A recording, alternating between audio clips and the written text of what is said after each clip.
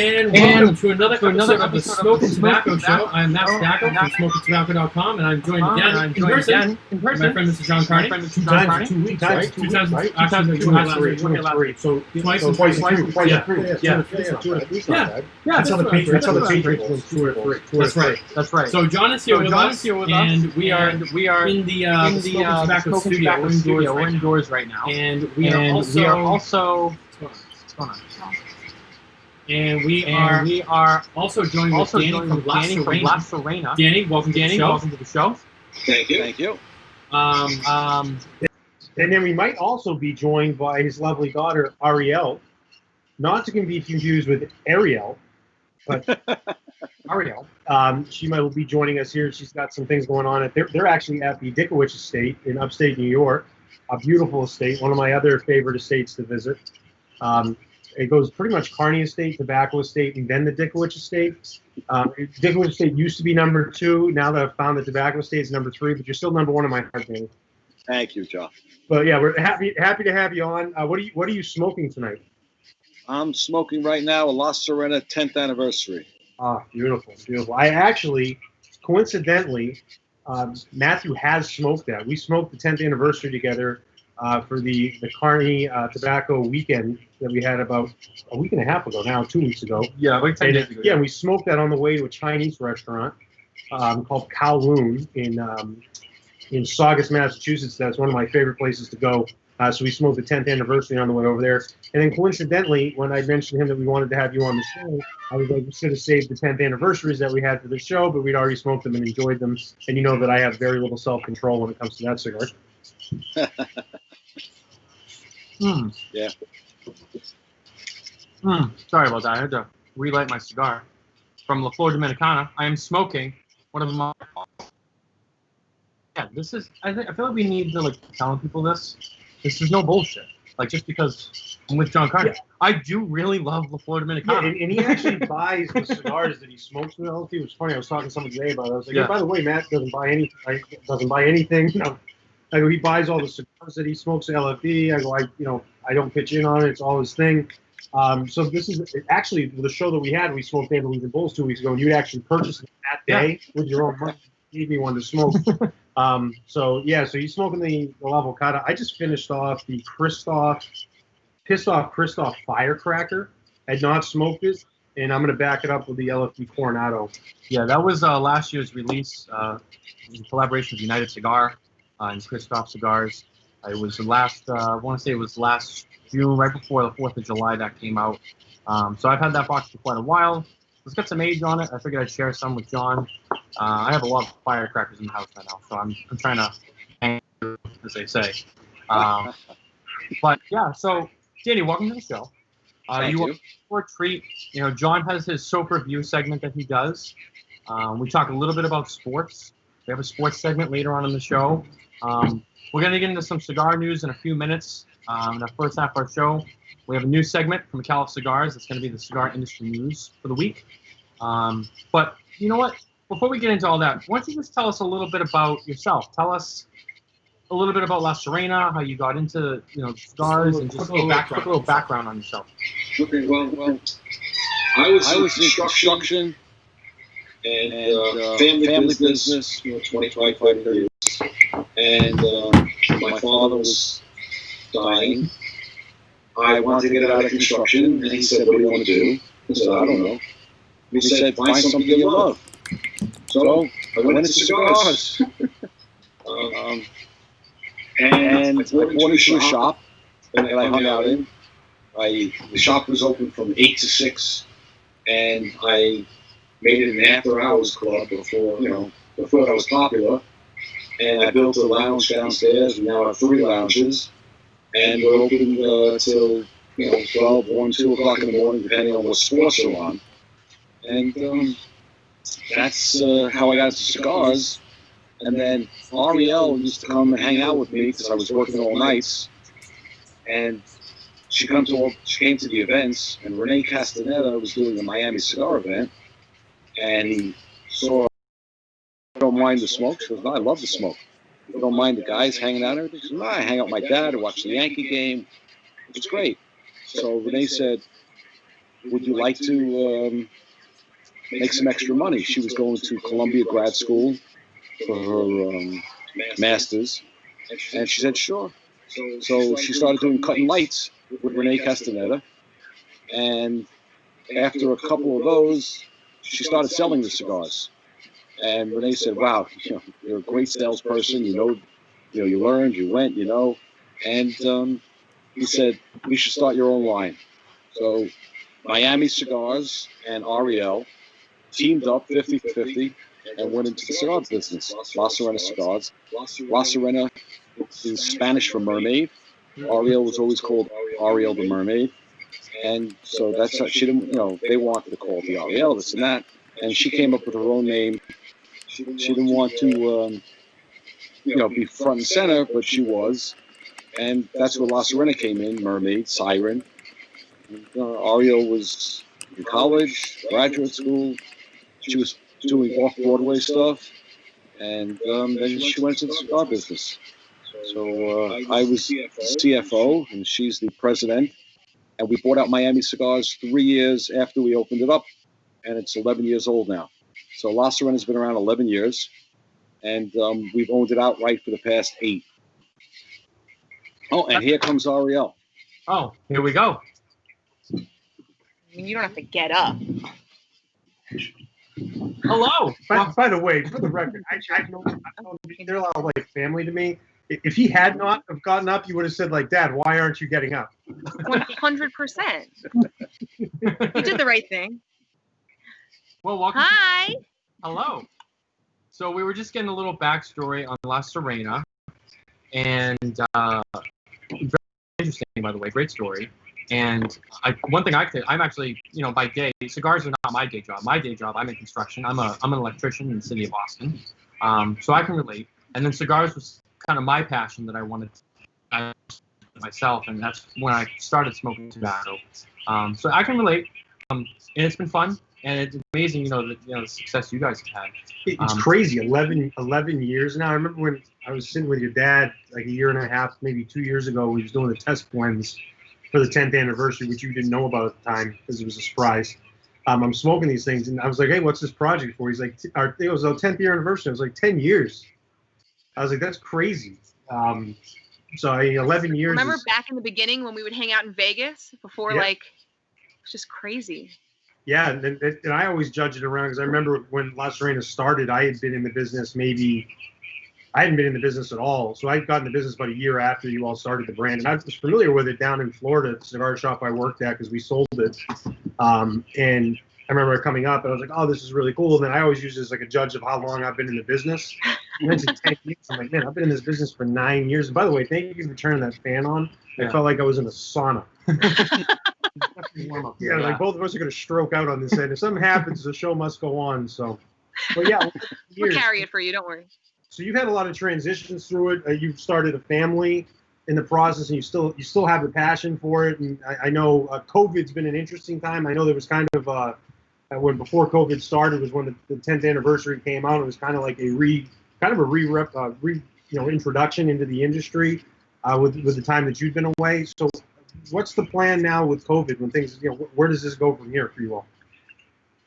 So my deal was after I was, done being pregnant and then taking care of the kid for a year. I just put it bluntly, when you were done reproducing.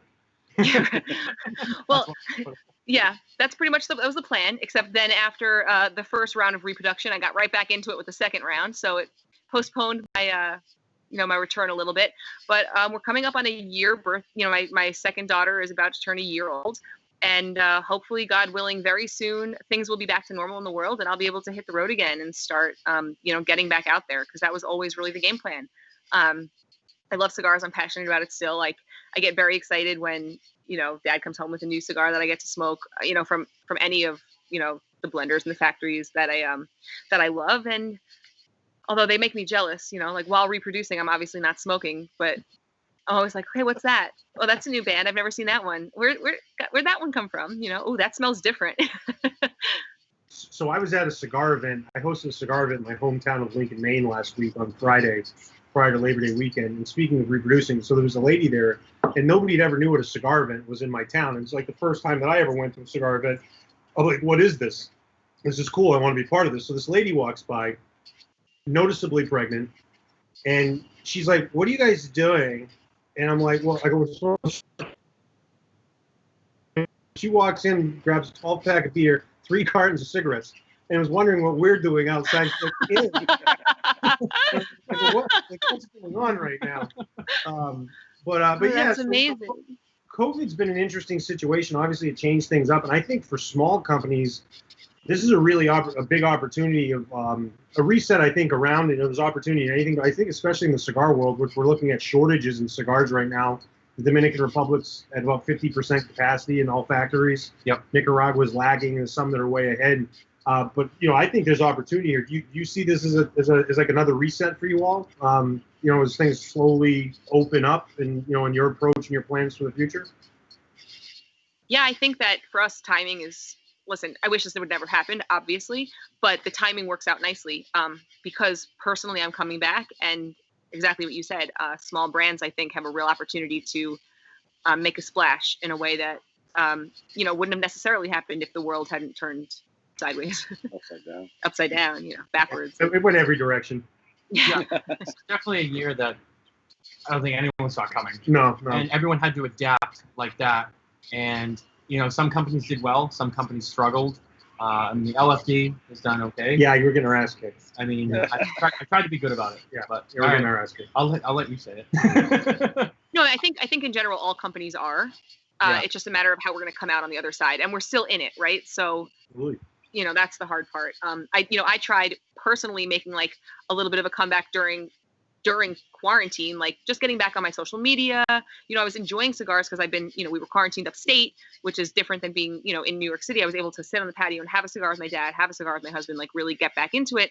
But then like life hits you in the face. So it's like, it was great for a few weeks when we thought quarantine would be for 2 or 3 weeks. And it was like a little vacation from life. And then it became real life again. And I was like, oh, wait a second. I don't have time to like sit here and leisurely smoke for 2.5 hours. I have to get back inside and take care of my kids, Yep. So I think it's really surprised everyone in so many ways. But it'll be really interesting to see how everyone comes out on the other side. And I think if anyone can, it's the cigar industry. I think because as you guys know, for the same reason, we're all in it because we're passionate about it and because we love it. And if it was just a business, I don't know if it would come back as successfully as I think it will be because people feel so strongly about it.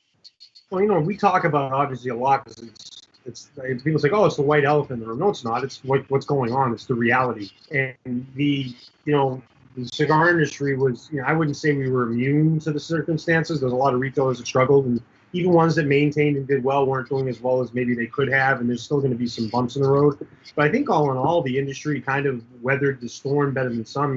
I grew up in the restaurant business, and the National Restaurant Association's predicting that will be closed by 2021. Which is wild. Yeah. So and I think you look at the cigar business that there's especially on the manufacturing and the cigar side of it, I think there's some retail struggles, but the brands tend to be doing well. It tends to be something that's good, and it worked out to be a situation where I think too you mentioned that the industry is creative and they're passionate about it. So it's like, if I'm going to be closed, I'm going to figure out a way to do this. This is the rules of the game, and this is how I'm going to play it. And I think the consumers are the same way, right? Like, yep. I'm going to be stuck inside for, weeks or months. I'm going to get what I love to do, and I'm going to go pick up my cigars. I'm going to figure out a way to get them, and I'm going to keep enjoying myself the way I like to enjoy myself. Thank you, sir. And that's what we're doing tonight here at Smokin Tabacco Show. We're smoking and we're drinking wine. I know. You actually made me jealous. I think I'm going to go inside and get myself some. Well, it's funny because that's kind of like how this whole thing started. The Smokin Tabacco Show was a product of the quarantine. It was a way to connect. It was something to do. It was a way to still be social, connect with the world, connect with each other, and we would FaceTime with each other, and we said let's share that with the world. And we were hanging out. It was funny because I've run into some people that said like, how did the two of you connect up? And I was like, well, we knew each other through social media and whatnot. And so when I got locked down, apparently nobody wanted to talk to me anymore. So I started. I called you every day. I started smoking and drinking wine, and Matt and I would hang out in Zoom rooms and cigar rooms and whatever. And then we finally were like, why don't we, like, maybe there's people watching other people do this. Maybe they'll want to watch us. So that's I know one guy that liked watching you guys. Yeah. So it was fun. It turned into a great show, and it's been good now. I think we're several months in. Yep. We started on May 1st. Actually, no, it was April 30th. April 30th for the May Day Eve massacre. Yeah. I had this perfect show set up, and it went awful. It wasn't connected. We had guests lined up. But it crashed and burned. I was broken man. But now it's turned into something good, and we've got high quality guests like yourselves, so that's nice. So, all right, this is a question. I've never asked your dad this before, but I'm going to ask you. I think I've asked you this before, but what was your first cigar that you had? I was just about to ask that myself, actually. We're completing each other's sentences. Yeah. Was it Camacho Oh, down on the farm? Or was it a Tatiana? No, it Has wasn't. anyone answered this question before? You guys, this is like, I have to be honest. I think like 13 years ago when I started smoking, people asked me this question. But I've been smoking for 13 years and I don't even remember. I don't remember. It wasn't Camacho? I remember that I thought that I was going to have my first cigar at the Camacho factory in Honduras because it was my first trip. I'd been working in the cigar industry for a year, in the beginning, cutting and lighting cigars and then learning more about the blends and getting really into it. So my dad saw it as an opportunity to take me and like really see how cigars were made. And that's what changed my entire perspective of cigars and what made me like really fall in love, because I didn't realize how much time and passion and like energy and, I always say like, I don't know a single other product that is literally 100% handmade. I mean, and from seeing all of that, that's what got me like really going. But did I have my first cigar there? If it wasn't there, it was a Padron. Gosh. I know you love the Principe. Now I have to go back and look at like all my social media posts and rewatch all my interviews from 13 years ago. John Carney, way to throw it out there. Yeah, we expect a full report next week, please. Yeah, sorry, so she'll like text you like next week. Like, I figured out what it was. Oh, she'll probably end up texting me tonight about it. It's gonna be tonight. Yeah, I'm gonna literally go figure out what my first. I can't believe that I don't. I don't know. I ask all the tough questions. I'm stumpers is what I throw out. Seriously.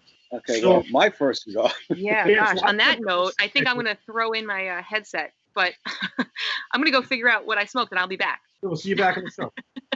Thank you guys so much. Absolutely. Thank you. So, Danny. Yeah. How did you get into cigars? And what was your first cigar? And I have a third question. Was your father a cigar smoker as well? My father was a cigar smoker, yes. My father was smoking Macanudos, and his size. What? Hampton Court? No, I'm sorry. No, I apologize. Not Macanudos. Tiamo Meditations. Okay. My dad was smoking Mexican tobacco from the best Alejandro Terran's family since day one, and meditation was his size. And I remember when I was a kid, for his birthday or Hanukkah or any event, I would go to the local store because you could be underage and buy cigars. And I'd buy a box, 25 cigars for $25, Tiamos. And that was my dad's first cigar. That was my dad's cigar.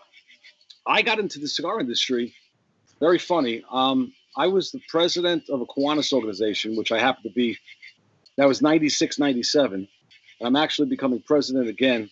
They're recycling me. And my friend Marty decided to have a cigar event. And his father was very good friends with my now partner, Marshall Holman. And he brought in Randy Holman. And what they did was Randy bought like 50 cigars. And he would tell you about each cigar. And we would auction it off. And the money went to Kiwanis, which is charity for local senior citizens and children or anyone that needed. That's what we raised money for the community. And I never smoked in my life, anything. And I wanted to buy cigars, through the auction. And I said, what should I smoke? I've never smoked anything in my life. And he had me bid on an acid. It was a yellow band. They don't make this one anymore. I forget the name of it, but it was a yellow band acid. And that was the first cigar I ever smoked. And then I started going around to the cigar shop, hanging out there Sundays, watching football, Friday after work, hanging out, smoking a cigar. And like I said, when my dad was dying, he said, "What are you going to do?" I said, "I don't know." He said, "Find something you love." So I approached Marshall and I asked if I could buy into the store.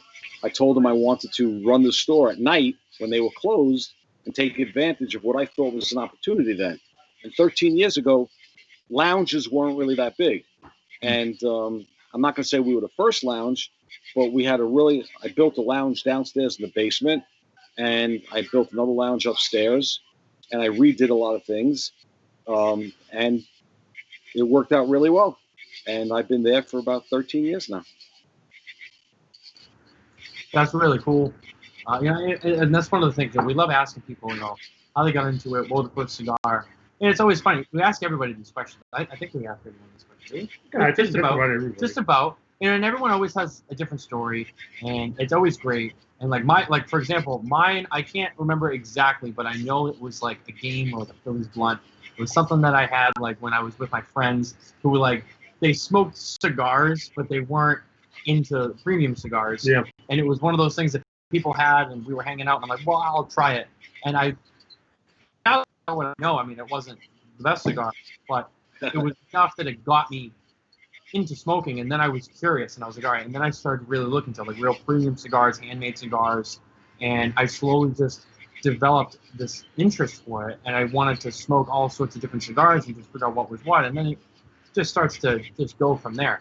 And it's just amazing. Some people like yourself, you have a brand. Some people, they get into retail. Some people, they just get into media like I did. You want to find something in the industry that you love and do and share that with other people. And that's always been kind of my mission statement. So, no, that's really cool. And with that, it is time to jump into our news segment. And this is a new segment on the show. It's brought to you by Metallic Cigars, our partners over at Metallic. They are fantastic. And on the news for the week, we have two items. The first one is United Cigar has announced that they will be opening the first Atabay Lounge in Texas, which is cool. Yeah, they're opening it up I haven't read the news story, but they're opening up in Industrial Cigar, first in Texas. On September 17th. Yeah, beautiful high-end lounge. A home for Byron and Atabay products and United brand stuff. So that'll be exciting. I think that's their first lounge. I think it is. Yeah, this is going to be their first one. So, for those who may have heard of them or might be familiar with them, or maybe you smoke them all the time, really amazing brand, cool brand, really high-end stuff, really fun. I know I enjoy them. I know John enjoys them as well. Good stuff. That's definitely going to be exciting. It's going to be one of those things that, when I travel, it's going to be a destination for me to see. Yeah, I think that's kind of the goal with lounges like that. And why you co-brand is to, one, be a destination, or two, just to enhance the environment. And they obviously do things really high-end, so it should be beautiful. Another thing that came up in the news this week is another cancellation. So, obviously, this year, a theme that we talked about is a lot of the events and the trade shows have all been canceled so far this year. From the I almost said CPR. It's PCA now, the Premium Cigar Association trade show. The Inter Tobacco show in Dortmund, Germany, was formerly canceled. Then they were going to go to more of a hybrid show called It's Hub, and that was scheduled to take place on November 3rd and the 4th in Germany, and they have decided to cancel that event as well. So another casualty in the cigar industry. That's another event that has been canceled. It seems to me like they were going to try to do something a little bit more almost kind of like a dual staging. Well, it seemed like they were trying to do a virtual event. I don't know the ins and outs of it. I do some international stuff, not a lot. Yeah.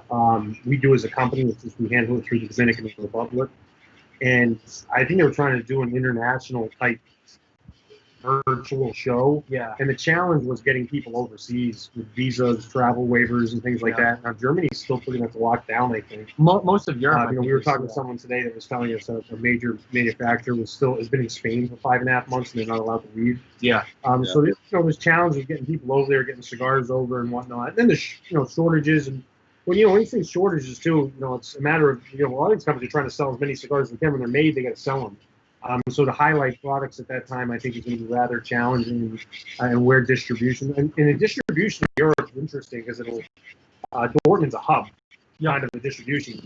And if you have these countries that are closed down where people can't come in, can't go here freely, go across the borders freely, it would have been real challenging. So I think that's probably where they went with it was, most of these people have connections with the distributors, and just kind of take a step back and wait to see where things go. What everybody's doing. Yeah, sad to see that one cancel. It's a big show, but first obviously what they preferred to have done. So I think the virtual thing just wasn't going to be a successful alternative for the amount of time and effort and probably money that it was going to take to do it. Yeah. Yeah. I think Also, that. Well, go ahead, Danny. The TPE was postponed till May now. Yeah. That's what I was just about to say. Yeah, we saw TPE actually get moved up. Next year already, we're seeing events being pushed up in the hopes that maybe there's a little bit more time. Well, the challenge with TPE is that's in January, right? So they would have to start planning for things now. Not planning, it's getting planned. Yeah. But they'd have to get it set up now. The logistics to get ready to go to January. Yeah. And so it's interesting. So it's not surprising they moved it back. Moving it back to May allows them to start focusing on where things are going to be in November, December, and then they can start seeing where it's happening and push it back if they need to again. Which I don't think it'll probably. That also brings it too close to the PCA, so there could be conflict with that also. Which we've talked about as well. And now, how does that affect the PCA? And do they still go ahead with their show in July, having those two shows close together? Do they move theirs out? Do they make changes to that show? I guess time will tell, and we'll find out. But that's a great point, and we've talked about that before. Now you're bringing that close to that show. Who knows? Who knows how that pans out? I really think that the situation will have a better handle on it because in New York, they're starting to go back to school, way behind other states in doing things, but very cautious. And if there is another outbreak because of going back to school and other states opening the restaurants, New York still hasn't opened up the indoor restaurants. I think they're going to open up 25% indoors next month, is what I heard. If we have another outbreak, we don't know what's going to happen. And it's hard to have an outbreak in New York when everybody's moved up to the state. No, but they're going to start to open it up slowly. Yeah. When is La Sirena and your family going to be moving to Florida finally and just enjoying the good life down there? Well, I'll tell you one thing. Max is talking about moving his family, my daughter, and my grandkids to Florida. If that happens, my wife's going to follow. But I still have grandchildren in New York. They're going to move to Long Island. They're in Queens. They were in Manhattan, moved to Queens, and now they want to move to Long Island to get out of the boroughs. No one knows what's happening, John. It's really a scary situation. Yeah, it's challenging down there, and you're really in the thick of it still. We're fortunate up here in New England where Maine's pretty unaffected by everything. It has closures. New Hampshire's like fully open. It's the Wild West up here. Massachusetts still kind of doing the Massachusetts thing. Yeah. Connecticut, Rhode Island to an extent, but we're fortunate to be in areas like when I get back to Maine, it's like a breath of fresh air. Yeah. When I go to New Hampshire, it's a breath of fresh air because it's not moved on. It's not over, but we're at the final stages of it. And where in New York, you just have such dense population and there's so much going on, and honestly, not even just the virus and the reactions towards it. It's the aftermath of the reactions. It just takes a lot longer to get something that's involving more people going. New York State's 30 times the size of Maine. Yeah, well, you talk about McAuliffe, your sponsor, was still under that umbrella now, right? So, two things. McAuliffe is a co-sponsor with Cigars and Spirits magazine for an event in October in Texas. Yeah. And I'm scheduled to go right now, but I was supposed to go to California next week, and my wife won't let me fly. And I haven't been on a plane since February. Now, I normally travel once a month to Dominican Republic, Nicaragua, Honduras, California, and Florida. So I rotate sometimes twice a month, and I travel a lot. I haven't been on a plane since February. My last trip is Dominican Republic in February. Yeah. It's crazy out there. Yeah. And speaking of McAuliffe again, I brought a McAuliffe cigars to my lounge when the Sanchez brothers were peddling that. It's a great cigar, and they've come out with a lot more blends for a lot less money because they used to have cigars $20, $30, $40. So they make great cigars, but yeah, they've changed their whole profile. Yeah, and coincidentally, in the news stage, we were talking about cancellation. McAuliffe actually pulled out of the Cigar and Spirits October event, so they're not sponsoring it this year, not because of the partnership. They're going to continue that partnership, but they pulled out of that event because of the concerns with COVID and whatnot. So it'll be interesting to see if that event goes off in October out in Texas with the major sponsors on. It seemed to be that will be a challenging thing to pull off. Yeah. Well, they've moved it originally. They moved it to October. They may move it again, but even they have that event, I think, in May in California. So they run an event in California, Cigars and Spirits, and then they run it in Texas because they partnered up with McAuliffe, which Texas is their home base, and that may get pushed off because the California one gets pushed off. All events that keep getting pushed and pushed because we don't know what's happening. Yeah, it's one of those things where it was still, and I think we're going to see it for a while. Everything's really going to be like a day-to-day, week-to-week basis of these events still go forward. Certain, whether it's trade shows, which the big stuff like that is already being canceled, or, like TPE pushed out as far as as they can for right now.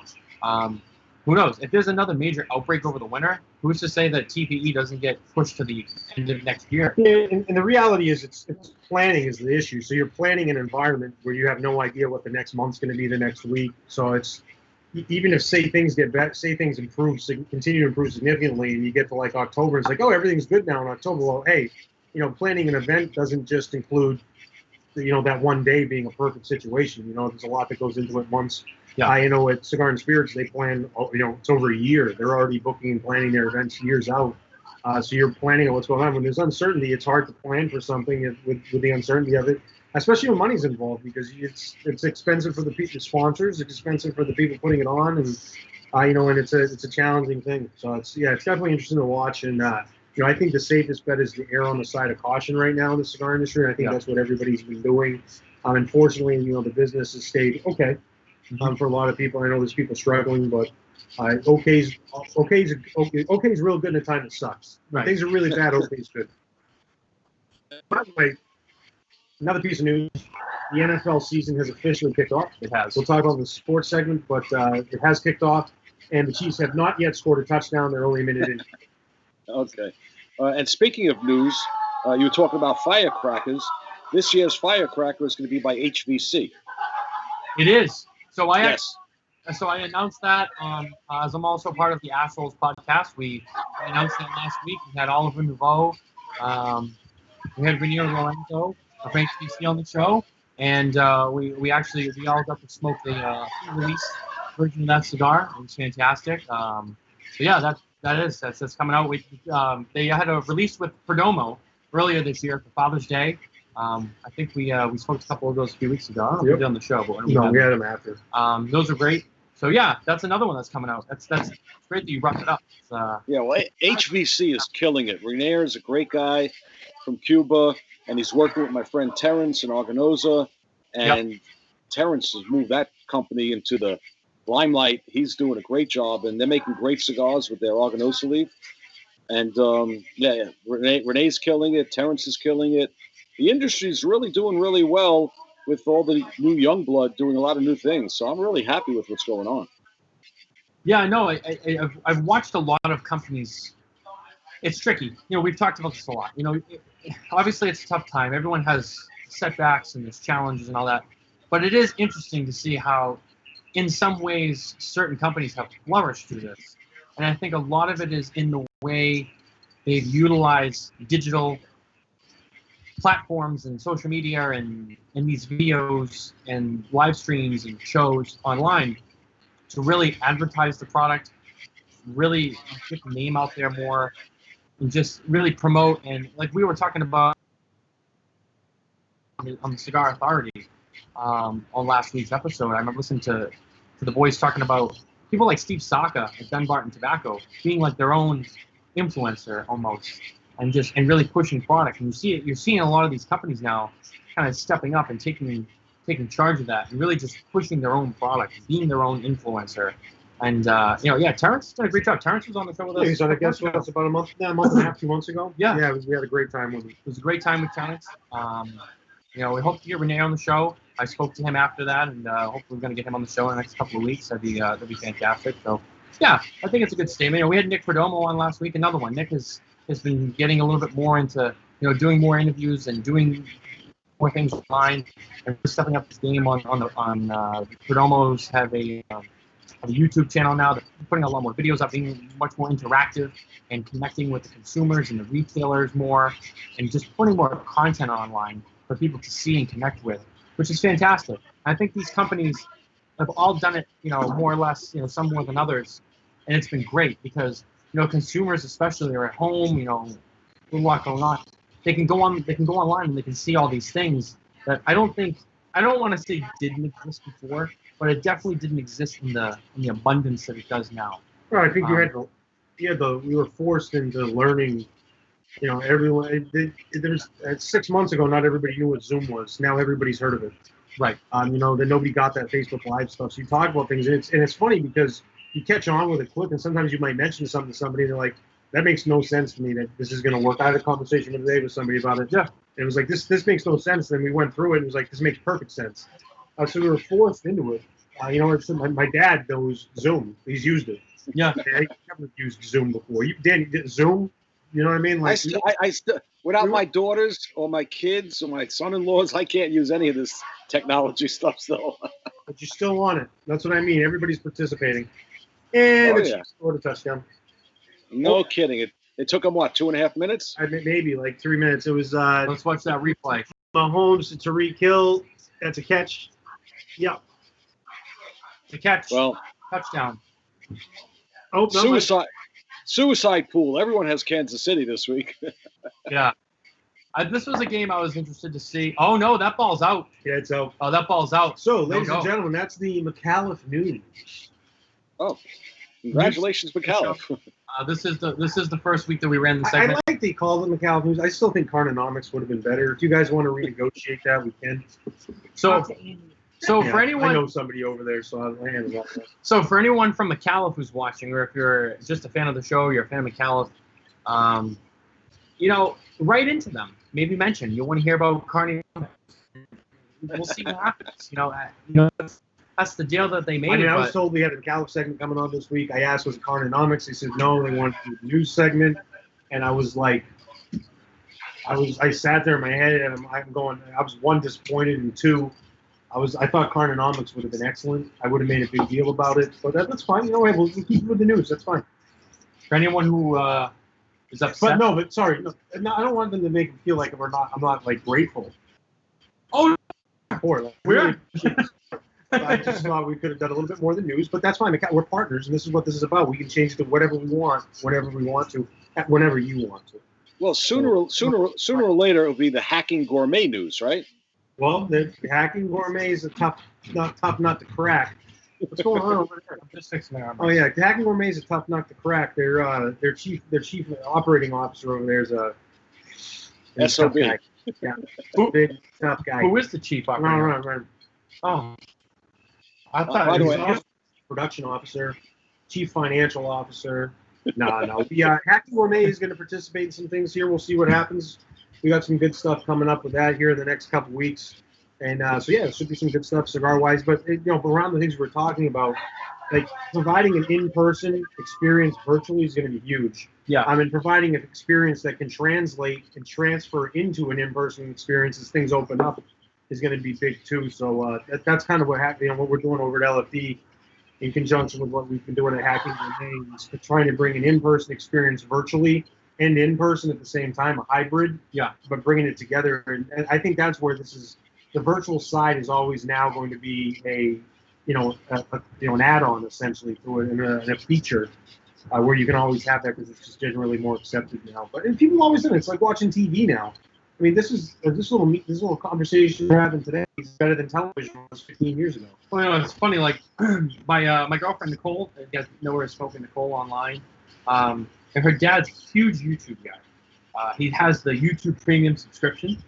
He's like into YouTube, you know, and it's like that's kind of becoming the new thing. You know what I mean? Like YouTube is becoming like the new TV. Well, it is. It's going to be streaming eventually. He watches Judge Judy. Okay, so he watches Judge Judy, so maybe he's not really advancing into the dark parts of the But my point is, you know, kind of the build up to that was, you know, our shows, obviously, we're on YouTube. You can follow us at Smokin Tabacco on YouTube. But, you know, this is like almost, when you think about it, in a way, this is another channel on TV. You know, so this becomes the new normal now. People are at home. They go on the YouTube app on their TV. This is a channel you can turn on if you're a cigar smoker. You know, us or many other cigar, you know, channels that are out there. It's cigar TV. This is the new thing now. This really didn't exist that broad. Before the coronavirus. This is an innovation now in the sense that it wasn't really innovation. We're forced into doing it. I guess, and you're forced into being creative and doing something. So, Danny, by the way, that's a good one. Cigar TV, John. Do we have that yet? Somebody probably owns it. I guarantee you. I'm sure they do. I know a few people who might. Yeah, they might have it. But probably Abe. Cigar time. So back to cigars. No more COVID. Okay. Danny, what's your favorite cigar of all time? The Drone Anniversary. Which one? 64, 26? Well, okay. Right now, and it's not an everyday cigar for obvious reasons, but the Hammer in the 50 count box in the humidor, that is my favorite. Before that, it was the 80. I love the 80. That's one of my favorites as well. That's a great cigar. When it comes down to it, if I had to choose between the 26 and the 64, I'd go 26. Yeah, I go 26. 26. Arielle goes 64. Her favorite is the Principe and then the Exclusivo. The 64 natural cigar. I still love it. I still smoke it, but gun to my head, 26 Maduro. I think the Maduro, first of all Maduros from Padron are fantastic. I think they're just so rich. They're delicious. And we've talked about, too, Padron, like when you look at them, and it's nothing against Padron, but it's like you look at them, they're not like the most beautiful looking cigars, but when you light them up and you taste them, they taste like something best. They're fantastic. The word is consistency. Yes. And if you want to go consistency, my second favorite cigar is La Flor. We sell La Flor like crazy in my store. And we're big on the 60 ring gauges in my shop, but I prefer, which we don't sell, Lanceros. I love Coronas, Lanceros, 40x4s. I'd rather smoke more small cigars than less big cigars. But that's me. That's a good point. I mean, I myself have been getting into bigger cigars, but I've also now kind of transitioning into Lanceros. I've been getting into the last month or so. I've been really getting into Lanceros, and I've really been enjoying them. Couple that are my favorites right now: Atabey Spare Tooth, 720 Lancero, it's fantastic. And We're gonna have to change that sometime. We'll have to change that. I gotta find some. I gotta. Maybe you know. I might know a few people, but yeah, it's been kind of the new thing for me now. I've been trying to seek those out more and more. I don't know. Yeah, I like Lanceros. I don't get too into it because I like Churchills. I like the Bustos. I honestly don't mind big ring gauges anymore. I'm harsh and box press cigars. People say, "Oh, it's like Lancero is the purest way to smoke a cigar." I smoke quicker. I smoke faster. I take deeper puffs. I do as well. So for me, a Lancero tends to be really aggressive because I smoke it fast. So I prefer the flavor profile on like a little bit bigger range. But Churchill's probably my favorite size overall. If you like the bigger ring gauge, you can smoke it harder. Yeah, it just burns. It doesn't burn as hot. Yeah, Right. it's just the surface area. But you know, when we blend cigars, we blend them in Robustos. That's the first size that we blend in, and we work from there. So Robustos, really, a 5x50 is the key of cigar sizes. Okay, I got a question. Why is everybody on the cell phone except me? Why is everyone on the cell phone? on the Smokin Tabacco show? Am I not entertaining enough? By the way, so that was my daughter Mariah texting me and busting my chops. That she goes, "Oh, great show, Dad. You're promoting Padron LaFleur. Why don't you talk about your own cigar, La Sirena?" Well, did she not tune into the beginning of the show? I mean, we've only talked about Padron and LFD for about 2 minutes.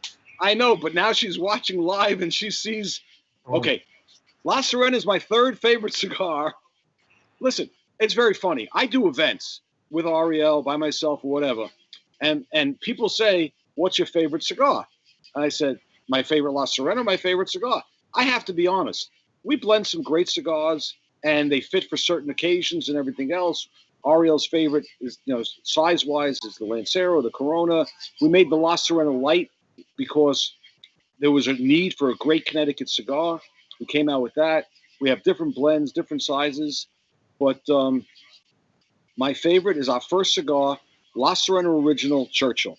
When we came to the show 11 years ago, that's what we handed out. While everyone was handing out Robustos, we handed out La Sirena Churchills.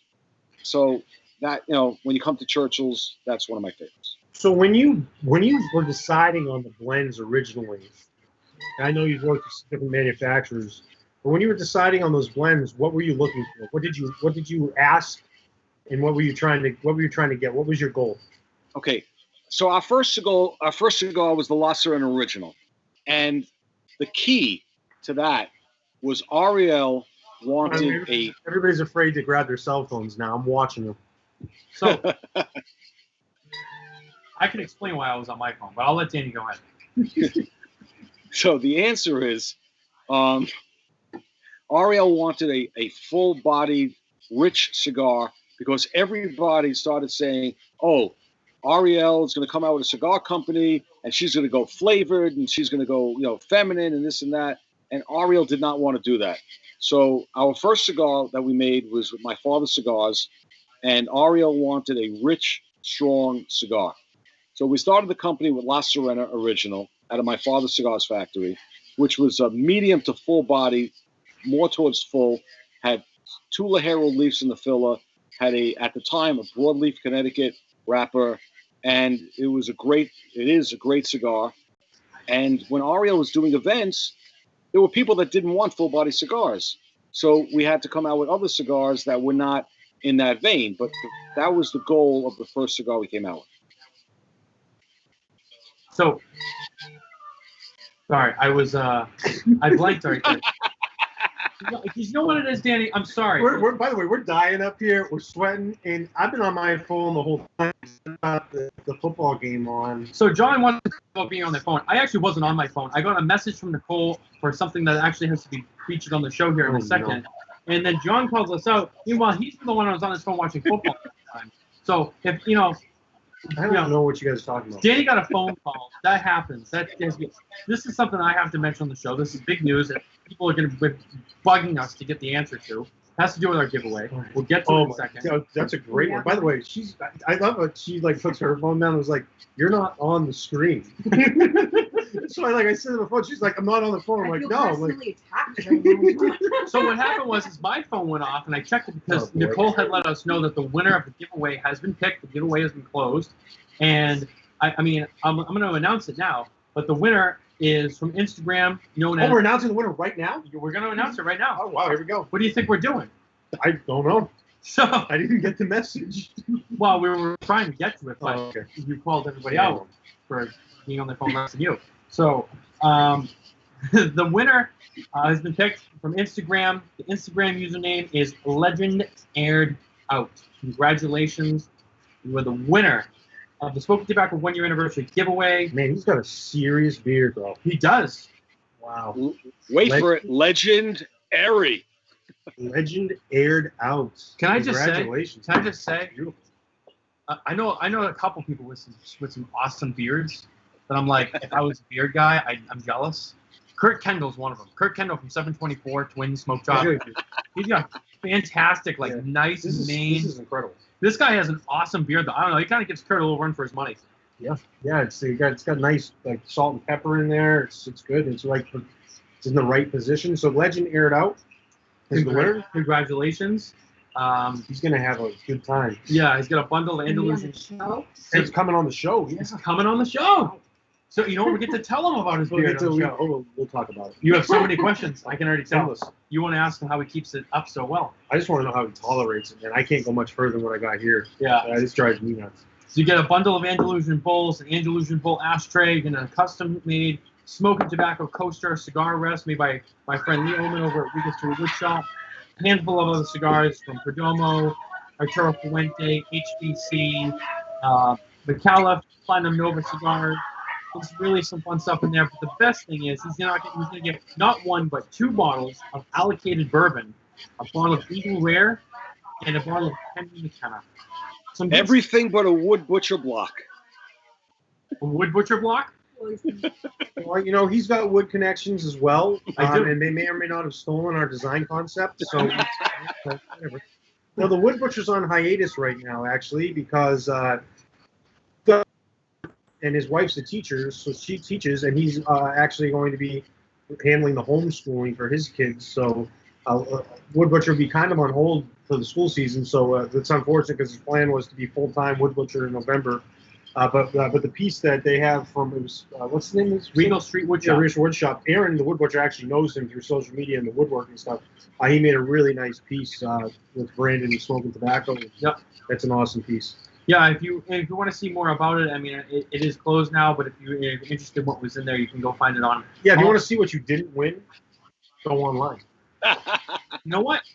And as mean as that might sound, you know what? For those of you who didn't enter the giveaway, it's your own fault. I mean, if you go on and you see what you missed out on, you're going to keep your eyes out for the next giveaway. Because we have more giveaways planned for the rest of the year. It won't be as big as that, but we definitely have some cool stuff planned that we're going to be giving away.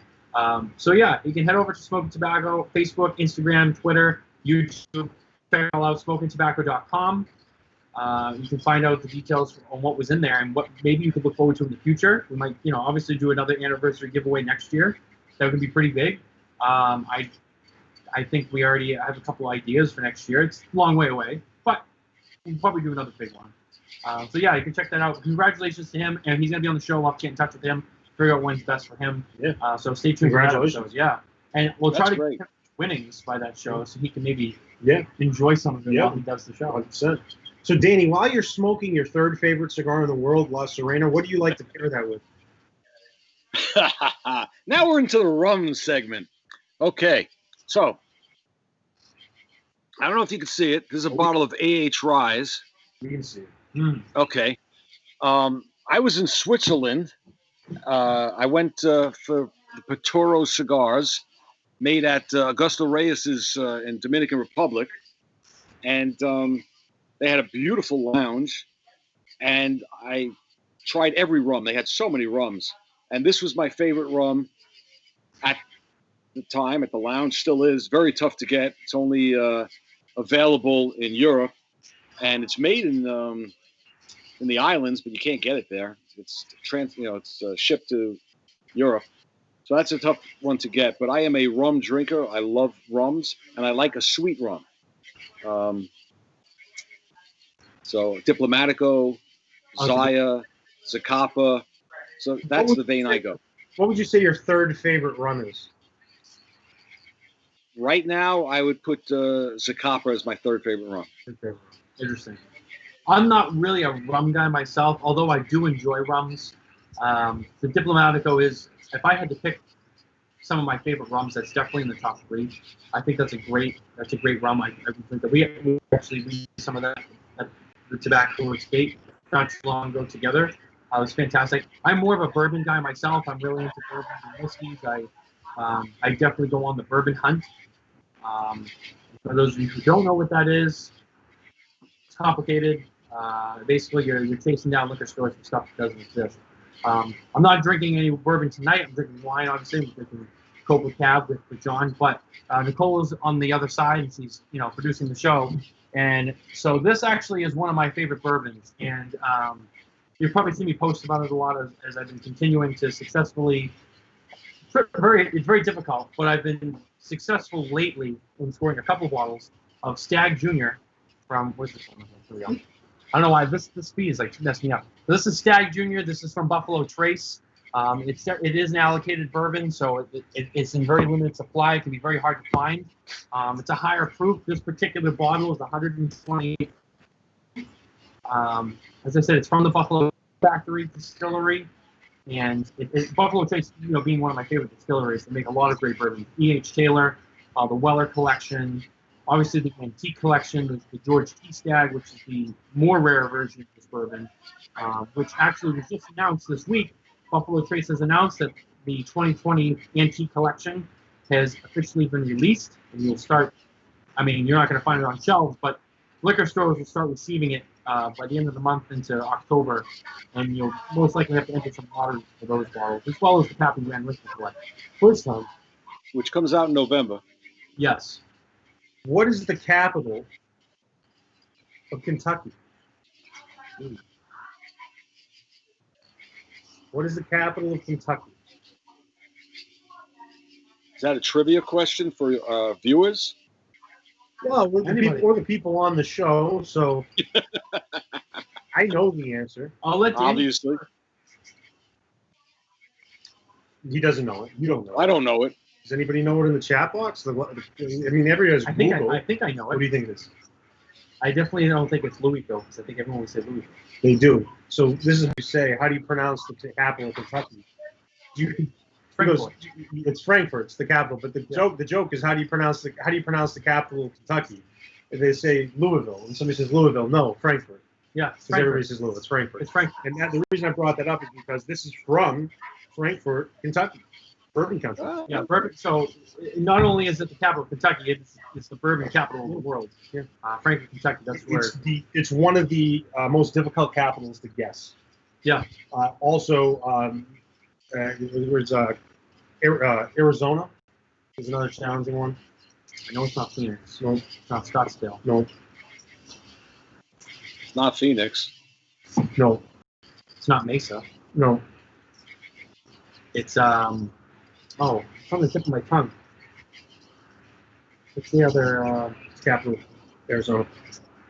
Oh man, it's like right there. It's shit. Well, I can tell you my favorite place is Sedona.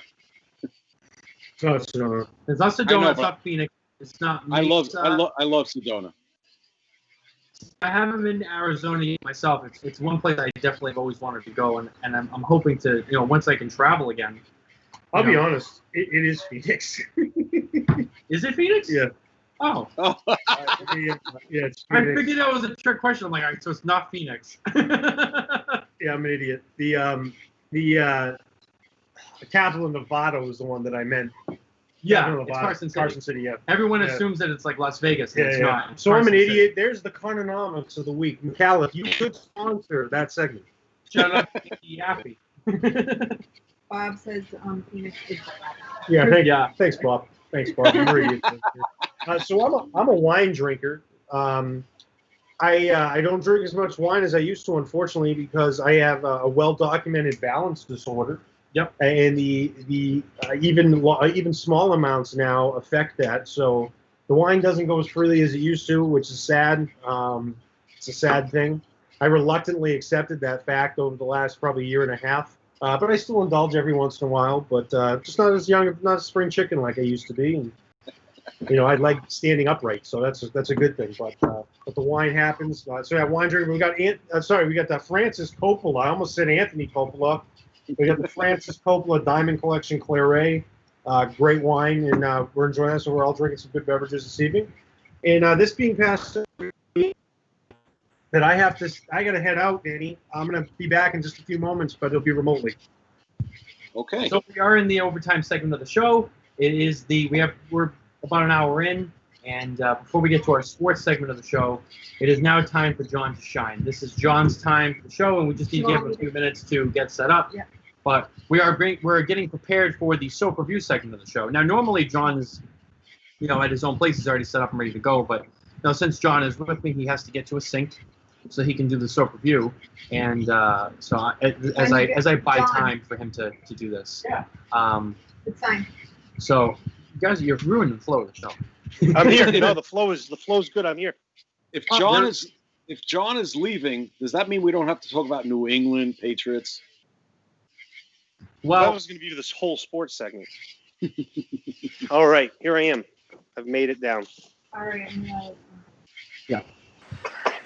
Turn it off here a little bit. All right, here I am. I'm at the tobacco estate here. I'm down in the garage. This soap, I haven't seen this yet. The soap today, last week. What do we know? What we gave the rating last week? Was it a 5.9, 6.3? I don't remember. I think it was higher than that actually. If I'm No, not, we did the soap that Agnes had sent in. It was not a bad soap, but it was that Italian soap. So we have 2 weeks in a row where we have Italian soaps. So this here is La Florentina. Yeah, La Florentina Casa Fondata Sapone con Miel Natural soap bar. Apparently that means soap bar with honey or savon avec miel. Made in Italy, bergamotto acacia, citron acacia, and bergamote acacia. So this is lemon and bergamot. Oh man, it smells good. Very interesting. Soap segments during Corona. You should be washing your hands every 10 minutes for 5 seconds or 20 One thing seconds. I check here is the ingredients. So sodium palmate, sodium cococate, aqua, glycerin, parfum, which is the fragrance. It has actual honey in it. The last one didn't have any of that in there. This has some citrus and some limonene and linalool. And lard. I don't speak Italian. There's no lard in this. That's the sodium palmate. Okay. So they don't use lard anymore. So anyway, this is kind of a waxy soap, not greasy, not oily. I'm going to say this is probably not in the craft soap category, but Italian made. Let's see. Get a little wet first. Scent's pretty good. Nice bar. Good size. Nice girth. The scent's not too overpowering. I think this could be a good performance. I like the waxiness of it. It's a little warmer out, and this is still holding its shape. It's very solid. It's not easy to break in half. I'm not putting a lot into it, but we got warm water down here. This is incredible. I haven't washed with warm water in months. So my hands wet. This is a good soap. This is good soap. This is not a craft soap, but this is a good soap. We got good lather, real easy lather. It's not greasy. I hate the greasy soaps.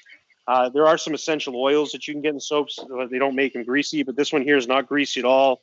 It's not too astringent like some of the other non-craft soaps. The lather on this is great. So I like to do that. I've got a little lather going. This is beautiful. Not a really strong scent. Really mild. It just smells like soap with a little bit of citrus in it. But here we go, the rinse.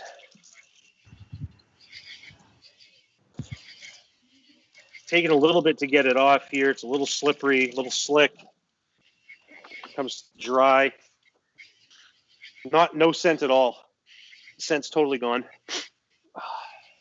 I'm about to start sneezing again. If anybody watched a couple weeks ago, soaps tend to make me sneeze. But nice cleanliness. Hard to dry the hands off, though. Man.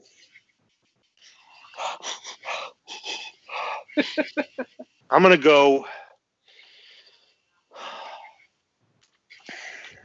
a La Florentina Salus Vera. It's all right. I'm going 5.4. 5.4. It just doesn't have a lot going on. There's not a lot of scent into it, so it's not remarkable in scent. The one thing I will give it is it's not overwhelming, so it was a comfortable soap experience. It's a soap that I would feel comfortable putting out when I had guests coming over, where I might be concerned with it being too much fragrant, too fragrant. So I think this would be a good soap to have in like a guest restroom, so you don't have to worry about too much. It gets the job done. The lather was excellent, though. I will give it good lather. But in terms of my overall enjoyment of it, where we've been now, we've done plenty of soaps. 5.4. Did it wash your hands, though, John? It does, but soap is implied that it's going to do. The soap must wash hands. It's more about the experience, not just the hand washing. So there you go, 5.4. It's not a bad soap. 5, anything 5 and above is a good soap, right? So below 5 would be bad. So it did its job, and it got the job done, and it was just kind of unremarkable. It was nice packaging. I know some good money was spent on this soap. So I don't know. For the price, I wouldn't buy this again. I love when you rate the soaps at the airport. Yeah, well, coincidentally, I didn't buy this soap either. So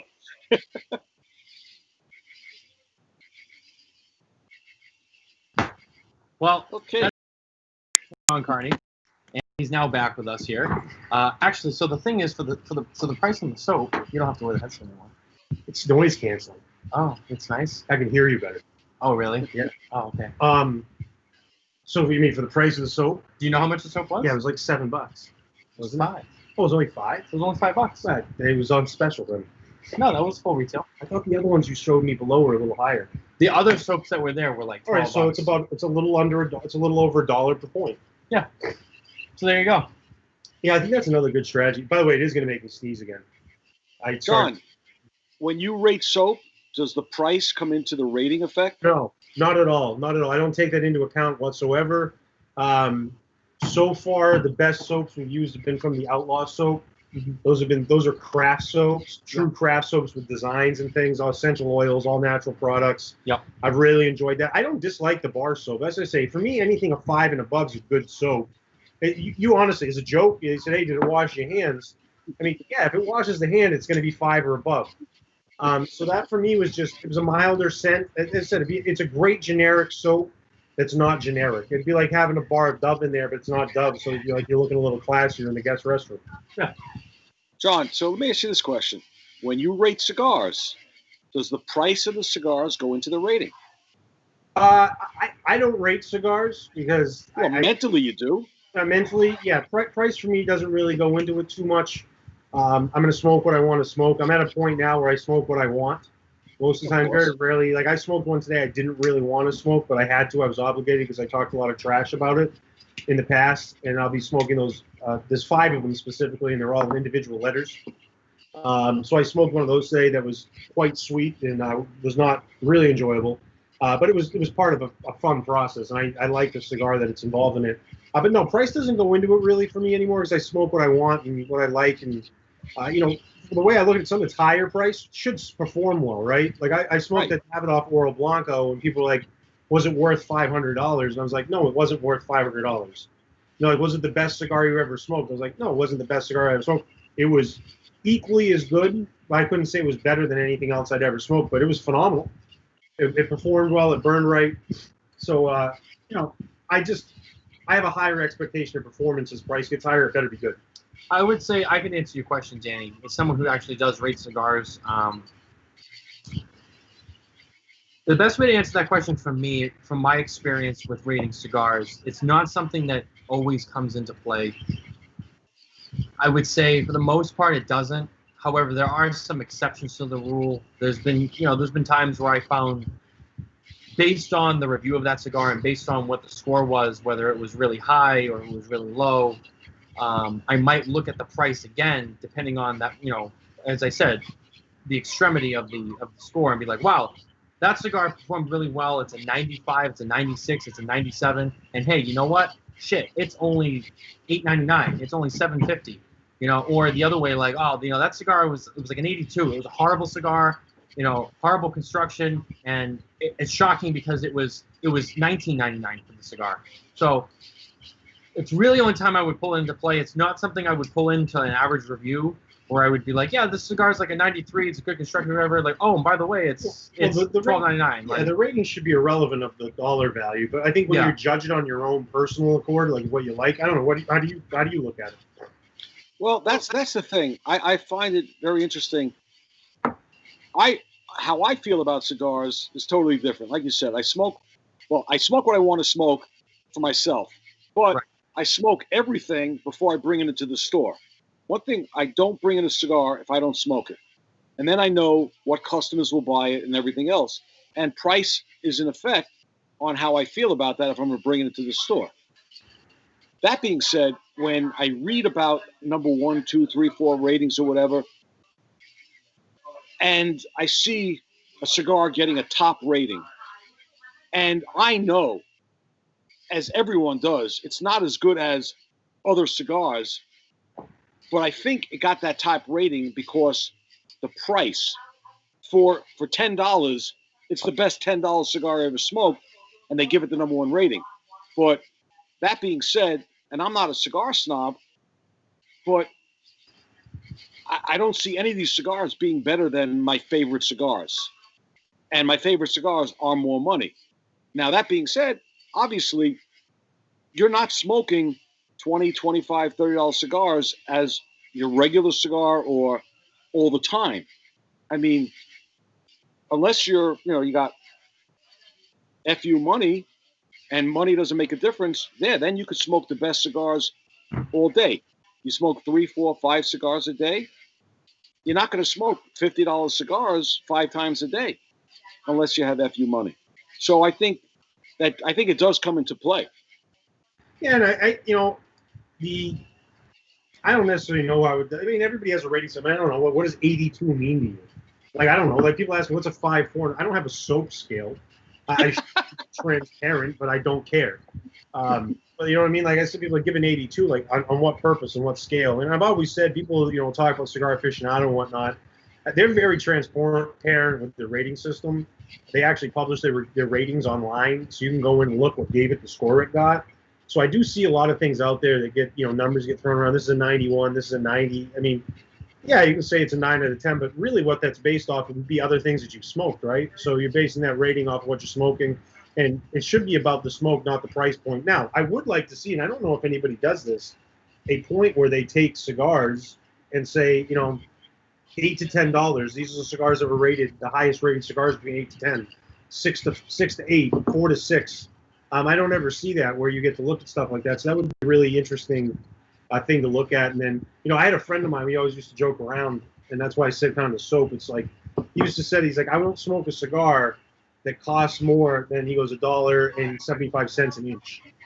He's like, if I go up to $2 an inch, he's like, that's an issue. I mean, he's like, if I go over $2 an inch, it's going to be brand X or it's going to be this brand here. He's like, so when I go over $2 an inch, this is what I'm smoking.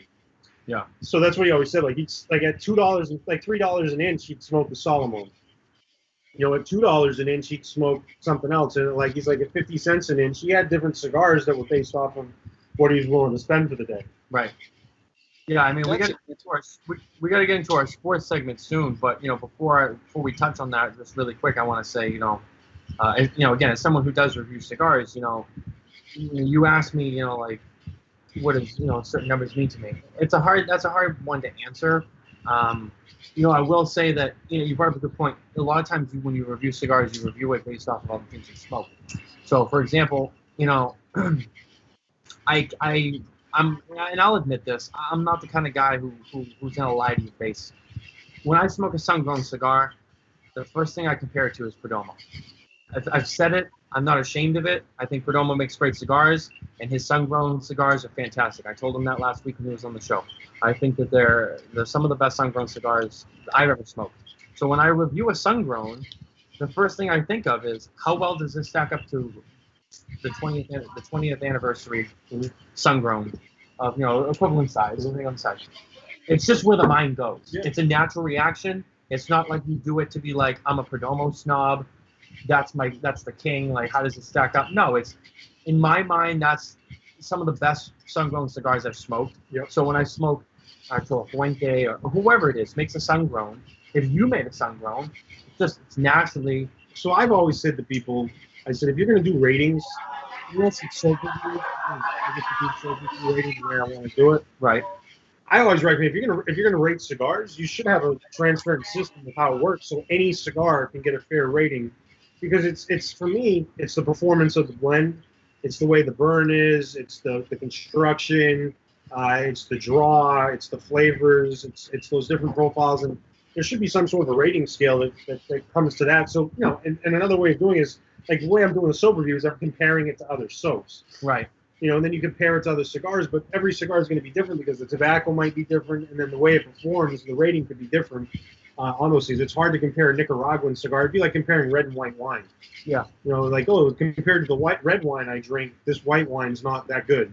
or the flavor profile is different, so it gets a different rating. So if you have something that's a set system, and I've had this conversation with a lot of people, if this is a set system, then that allows you to treat every cigar fair in regards to rating. Now, personal enjoyment's a different story. I mean, the main points would be not only the flavor, the construction, the quality. Price doesn't really come into play, but it's also the experience. When you smoke any cigars, that's really what it's all about. The experience of the cigar. So it's like when you smoke You a cigar, smoke a cigar, you're going to give an opinion on it or a rating. It all boils down to what experience did I have when I smoked the cigar? How good was my experience? Was the draw too tight? I don't like it. So that's why I asked. How does a number give you so it's a number of experience? Like you give a cigar a 90, I 90% had a good experience. I would say, again, it's a tough one to answer, and I don't want to say anything that's going to contradict myself later down the road. But I would say if you give anything above a 90, usually that cigar. Again, it varies, between each, 91, 92, 93, whatever. Anything usually for me that's over 90, it's pretty well rounded. It usually hits most, if not all, of the major points in a good way. The quality was good, the flavor was good. And then from there, once you get past 90, the actual number, it just kind of depends on a couple of very specific factors in that cigar. If it's below 90, it's usually because there was a factor that I really didn't like. But, for example, anything like 85 and above, maybe I really didn't like the flavor. But the quality was good. For example, on the Ashholes podcast this week, we smoked the Oliva Milanio.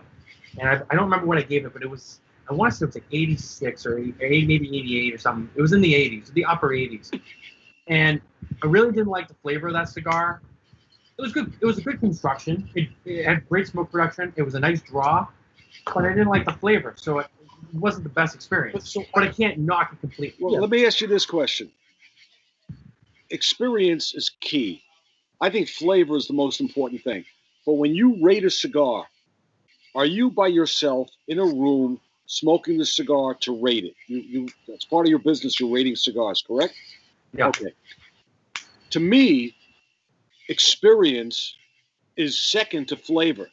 And if I'm hanging out with a friend and I have a rum and we're having a great time, my experience is higher than me coming to my backyard and just smoking a cigar to enjoy it and relax. Right. So I don't get the same experience. Well, I would say that's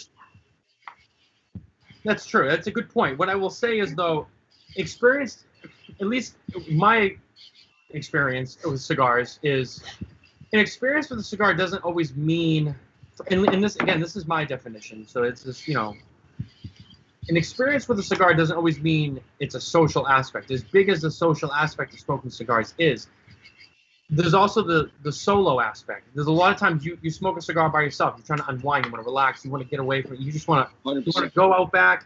You want to have a nice drink. You want to sit alone. Basically, what you're saying is, I don't want anyone to fuck with me right now. I want to be left alone, and I want to enjoy a cigar, and I want to unwind after a day. That's also an experience, too. Like, how enjoyable and how relaxed was I? How much fun did I have smoking this cigar? Let's bring it back to an actual rating, though. So, when you grade a test and you're in school, right, you don't give it based off an opinion. There's answers to the test that provide you with the score. So, why is there not answers to the cigar rating?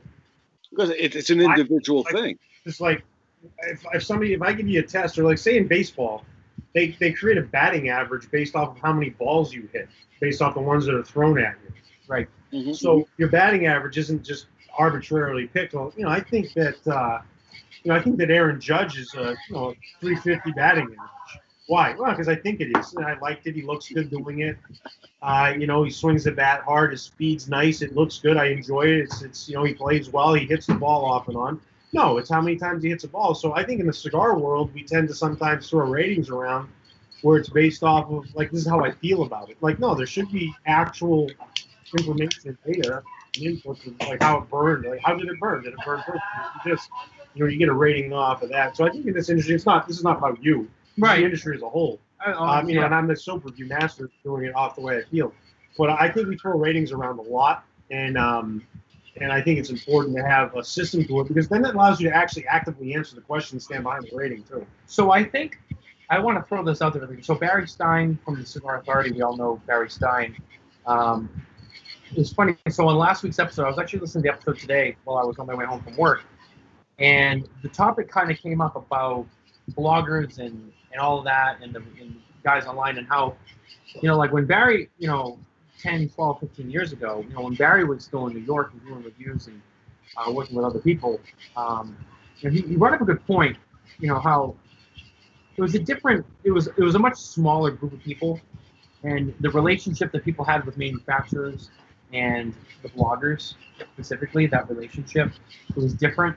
I think today it's a bigger scale. There's a lot more people involved. There's a lot more people doing reviews. There's more media and stuff. But he was saying, back then, there was a smaller group, and a lot of the manufacturers, they didn't really look to. There was a time they didn't look to those bloggers and reviewers, and they just wanted to advertise. And what a lot of manufacturers began to realize was, those were the people who were getting the word out, because that was really all they had for reputation and influencing on cigars. So I would say there was a time when, there was fewer reviewers, and the reviewing process, I think, was a little bit more, what's the right word for this? They were throwing around numbers then, too. Yeah. People just throw numbers around. What does 86 mean? I don't know. I liked it better than I like this, so it's better than that. So I don't know. I like, whenever you're throwing numbers out, I like to know why the number's there. When somebody gives me a grade on a test and said you scored 95%, I'd like to know what I got wrong. So let me ask you this question. So in Florida Dominicana, a major manufacturer, you being, major person of that company, you obviously read and you see all these reviews of, the magazines and these websites, and they review Florida Dominicana. They put it, they'll smoke the La Volcada, Cigar Aficionado. They put that in the magazine. We gave this a 91. Let's say they gave it an 89. I don't think it's an 89. I think it's a great cigar, but say they give it an 88. No, 89 in Cigar Aficionado is considered a great cigar. Right. But you see stuff like 80 that. 80 and above is considered 5. Well, let's spin this around. So someone in your position, you pick up this month's issue, and let's say they give a cigar, an 88, whatever. Maybe, not a horrible score, but you sit there and go, why'd they give my cigar an 88? No, I don't, because they tell you.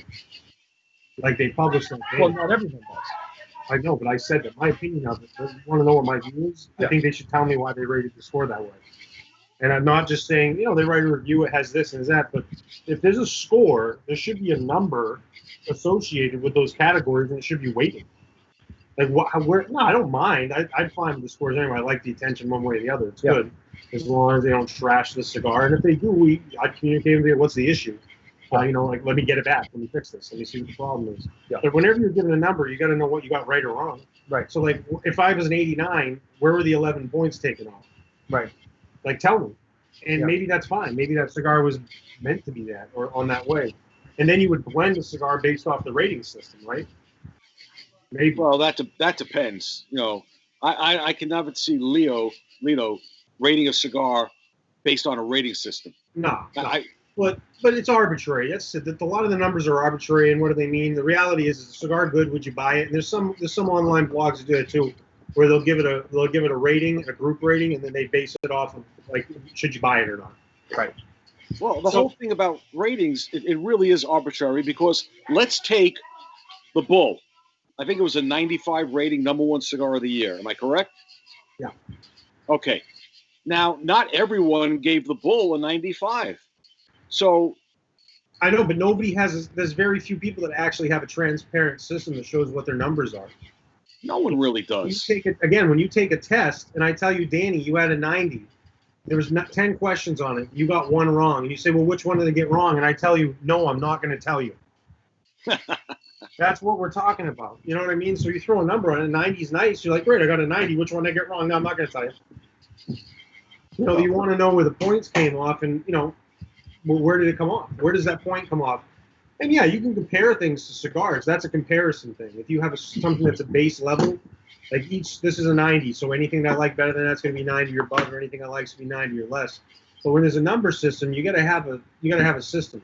There's got to be something that why is it that number? Well, I'm sure they have a system. They're just not telling you. But my point is, a cigar, if 10 people rate it, it's going to get 10 different ratings. Oh, absolutely, absolutely. And that's fine, and that's why you have different ratings. That's important. I would just like more transparency in the actual numbering of the score and how the words translate into the number. Yeah. So, and us, again, I don't really care at the end of the day. As long as the cigar performs well, people's opinions are there, and that's why we are fortunate. There's a lot of different opinions, so you can see that, which is great. But I would just like to see a little bit. Like again, if I got something wrong in a test, I want to know why. So, guys, as much as I'd love to continue this conversation, I think it's a great topic, and I honestly I think we should revisit this topic in the future because it's an interesting one. It is. I think it's something that we don't really talk enough about, and a lot of good points were made tonight. But unfortunately, we have a timeline, and we got to follow the flow of the show. And it is time for Just our. have some stag and forget about it. The timeline. Oh, come on. This is stay on forever. Man, Who's the next advertiser? Let's go with the next advertiser. I've been fighting off a sneeze for about 15 minutes. Oh, So it is time for our sports segment brought to you by Nova Cigars, Platinum Nova, Make Nova Big. So we are into the sports segment of the show, and most of the time it begins with John giving us an update on the NBA. The first thing I'm going to say before you even open your mouth. Celtics. I don't even want to talk about it. What happened? What happened? Series should be What over happened? then. What happened? All right, so It's it's 3-3 now. Going to game 7 tomorrow or Saturday. Tomorrow. Friday. Yep. Double overtime last night. Heartbreaker. Should have been over. Shitty calls. Big problem was at the end of the game, Jason Tatum played like trash. Jaylen Brown finally showed up the last 2 games. He looks good. Hopefully they can bring it all together tomorrow. If they lose, I don't know what I'm going to do. Just because I'm so invested in the bubble right now. And there's no teams that I like left other than them. So when the Celtics are out, I'm done. But yeah, it's last night's game. They played great defense. Their offense has been good, but the two big stars, the current stars in the future of their franchise, have not both played a complete game together at the same time. Well, I was just going to ask you this question. Do you think that the outcome of that game would have been different had they put in Gordon Hayward? Well, Hayward wasn't available. Well, but I know. But that's maybe I don't know. I think Tatum played like trash. He had a good first half. He wasn't shooting well. He had 3 really terrible unforced errors at the end of the game. He just wasn't playing as aggressive as I thought he should. He was a little tentative in these spots. Part of it was some of the defense was being played. Kemba Walker was kind of a decoy most of the night, and he put it on at the end. But it was the Celtics game was tough. The Heat swept the Bucks. That was crazy. Yep. And then in the Western Conference, I think you're looking at the Clippers are playing great basketball. The Lakers are playing all right. But the Clippers are playing the best ball right now, other than the Heat. The Heat and the Clippers are playing the best. The Celtics were playing the best for the last 3 games. Yeah, and I always want to bring that up because I was watching a little bit of the Felger Match show today, and that was a topic that was brought up. The question of could that game have been different had there been Gordon Hayward? It would have been a little different, but I don't think it would have been that big of a difference. Marcus Smart's been playing more because Hayward's been out. Right. And he's dynamic. He's all around.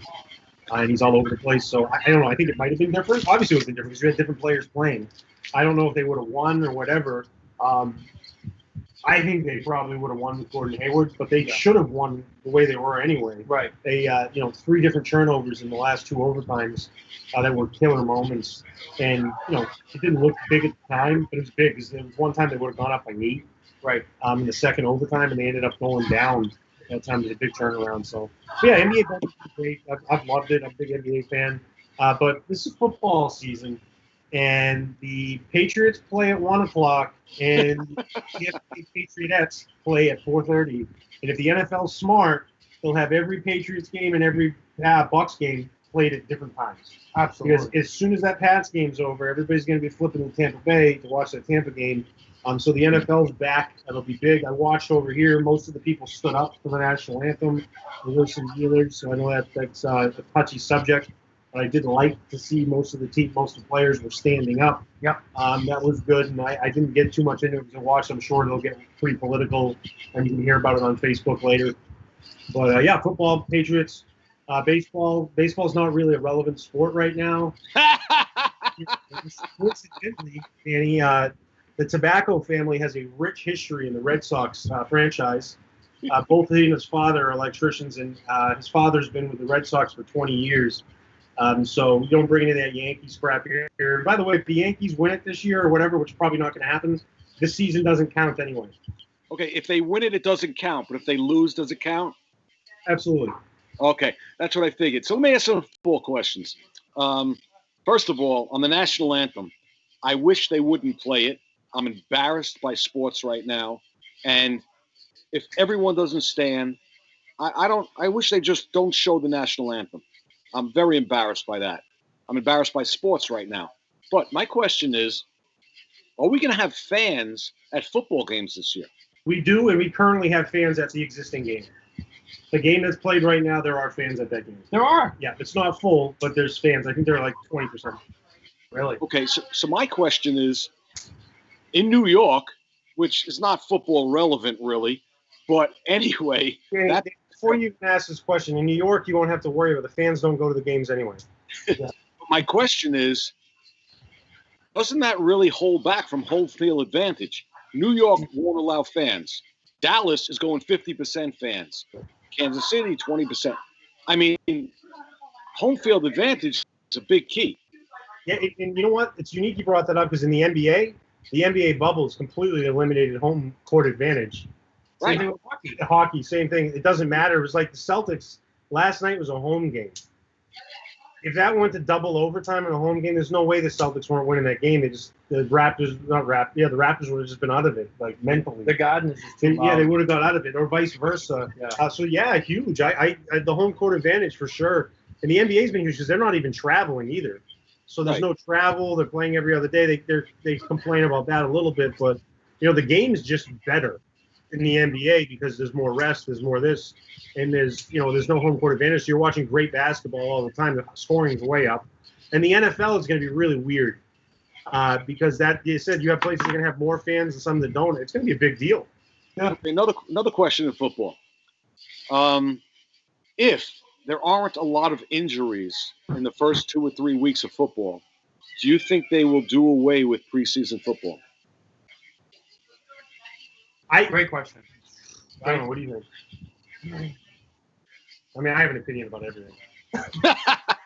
I know that people have been trying to at least get it chopped in half. Yeah, they've been trying to shorten that and extend the season, right? I think this is a perfect test for they're like, we only need 2 weeks of preseason actual games. Let's play 2 more regular season games, cut the preseason down 2 weeks. I think they've been trying to do it anyway, and they've discussed about doing it. I think some stuff actually passed on it. Well, I think this is a perfect opportunity for them to say let's change the game right now. Well, I believe that the 2021 season will begin with an 18-week season instead of the 17 weeks. Yeah. I believe that's already passed. Well, they play 18 weeks now, right? No, 17. I think they did pass it. So next week will be next year rather. Sorry. Will actually be, I could be wrong, but I'm almost positive I heard that it'll be an 18-week season next year. Well, you know what the NBA's talking about? The NBA was talking about how the benefits they've had of the lack of travel. So what they've been talking about doing is potentially next season having so NBA usually you go to, say, Boston flies out to Denver. They play one game and they fly somewhere else and play another game.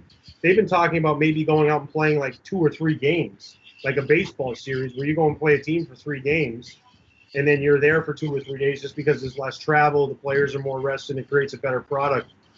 So we'll see, but I think you're right, Dan. You're onto something. They're already talking about it, and I don't see why this wouldn't be a time to say, hey, we already tested it and it kind of worked. Let's cut this up a little bit. But also it'll be how good the product looks week 1 and 2. Like this weekend's going to be good. If football looks like trash for 4 weeks and it looks bad, they're going to want that. Part of the reason the preseason is nice because you work out all the crap, and then week 1 you look pretty decent. Yeah. Okay. How about some baseball questions? New rules. Baseball, I didn't think they were playing that still. Okay. Well, the thing with baseball is, they had a shortened season, and which there really is a baseball season going on right now. Yeah, which ultimately was the product of the players being hell bent on getting their full prorated salaries, and which I think was not good for anybody. It's good for them. They get their full prorated salary, but it affected so many more people. Not that they give a shit. They're the players, and I'm not speaking against the organizations. I'm speaking against the players themselves, which I think it was very selfish of them. There's a lot of other people, and I'm speaking from somewhat personal experience. But do you think that's impacting the actual game right now? Because baseball. I don't know. Are you watching a lot of baseball, Dan? Yeah, I've been watching a lot of baseball. Yeah, I mean, it's tough to watch. It's boring. It's hard to watch. It's real I'll hard be honest, to watch. I haven't watched much of it. Okay, but what do you feel about 7-inning doubleheaders or putting a runner on second base in extra innings and Hate it. new rules? Hate it. That's not the way the game is played. You're gonna play 9 innings, play 9 innings. We're gonna have a mercy run rule because the Braves put 29 runs up on somebody the other night. Yeah, I mean, so Like, this is pro sports. So, Right. you know, I'm fine with enhancing the rules of the game, but like, if you're changing the game and the rules, I like enhancing the game, not changing it. that would be like if the NFL said in overtime, okay, we're going to start the ball on the 20-yard line of the other team. So that way you're already right there. Well, the college football does it. It enhances the game. And they've changed the rules for overtime in football anyway Yeah. to speed it along and So, like I said, but change those that are rules that change and enhance the game. They don't change the game. Putting a runner on second changes the game, changes the strategy, right? right. The strategy's different. You know, Okay, I'll give you an example. Top of the 10th inning, runner on second base. They don't score. How in the world, in the bottom of the inning, with a man on second base, don't you bunt to get the runner to third? I mean, to me, that should be done every time. yeah, which people wouldn't like. So, what's the alternative? We'll go play Pepper on the side to see who wins. I'm know, just saying. We're gonna have it's we're gonna have a home run derby to see who wins the game, which would be awesome. What about a relief pitcher having to pitch to 3 batters instead of lefty, righty, in, out, one batter? What do you feel about that? I get it, and like hockey did the one where they have overtime, where they did the overtime where it's like 3 players. They tested it. Yeah. So they'd have 4 players in the ice, 3 players and a goalie, and it was cool. It was awesome, but it was watching 3-player hockey. It was a different game than what you were watching. You know, I don't want the game to change because when you put a runner on second, the game is different. You know, and how does that level the field? Like it you know, in my opinion, it's like, you know, if you can't score, period, like the goals, like having one person on base, everybody getting one person on base is the same thing as having nobody on base. It's equal. Yeah, but it speeds the game up. Yeah, and I thought pitch counts great. I mean, us being AL East people, the worst baseball to watch besides the rivalry is a late September game between the Red Sox and Yankees. The game's going to be 6 hours long. They take 20 minutes in between each pitch. When Josh Beckett was there, he'd have fried chicken and a beer in between every pitch, and it's awful. It's brutal. It was bad baseball. It was bad for the game. So like a pitch count, speeding up the pitches, time between pitches. I like that. Limiting the amount of time someone can throw over or this and that or what that stuff. I like that stuff. Throwing extra runners on the base, I don't know if that does it for me. I agree. I don't like that at all. It rubbed me the wrong way. Do you like it? Do you want to see people bunt? Well, they're not doing. That's the interesting part. They're not doing it. Yeah. So I don't get. They're not playing to what is given them. So they're playing the same way. Suicide squeeze 3 times and you're good to go. Hey, sometimes it happens. Yeah. By the way, suicide squeeze is an exciting play. You don't see it much. I mean, how about baseball? Why don't they just end in ties? Good question. There's 162 games, and they don't end in ties.